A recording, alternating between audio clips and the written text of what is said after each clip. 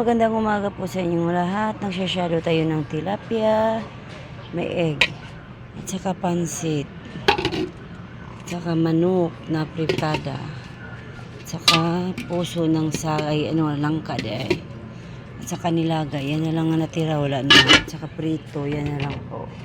Yan na lang po ang walang tao masyado kasi holiday day ngayon. Yan mga kababayan. Tingnan nyo, walang tao. Tulog ang mga tao. Yan. Puro sasakyan na lang dito.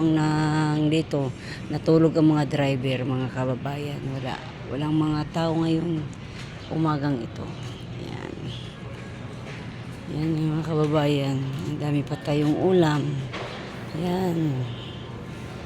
Yan. Laban lang. Laban sa buhay. Ubos ito. Ngayon, pagising ng mga tao, maghanap yan ng pagkain para may uulamin sila at saka may pagkain sila. Yan mga kababayan lang ang natira ng ulam. Ang aga na ubos ang ulam ko ngayon umaga. Yan. Yan, may aso sa gitna ng karsada. Walang masyadong tao ngayon. Yan mga kababayan. Yan ang paninda natin ngayon umaga.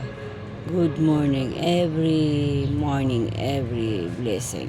Thank you God sa araw-araw na binibigyan mo kaming blessing. Yan ang aso mga kababayan. Naghahabulan silang dalawa mga kababayan. Ito, magkapatid yan. Yan. Daming halaman mga kababayan. Yan ang magkapatid yan mga aso. Yan mga kababayan, good morning, good afternoon sa inyong lahat. Kumusta na kayo dyan? Nandyan sa ibang bansa. Ingat-ingat po kayong lahat, mga kababayan ko nandyan sa ibang bansa. Yan, tingnan nyo, walang taong masyado. Kasi today is holiday. Walang pasok ang mga trabahante. Yan. Nangatulog pa ang mga tao, mga ka-guys. Yan. Yan, tingnan nyo ang karsada. Mingaw. Walang naglakad ang mga tao. Puro aso na lang. Yan. Madami pa tayong ulam. Yan, mga kababayan.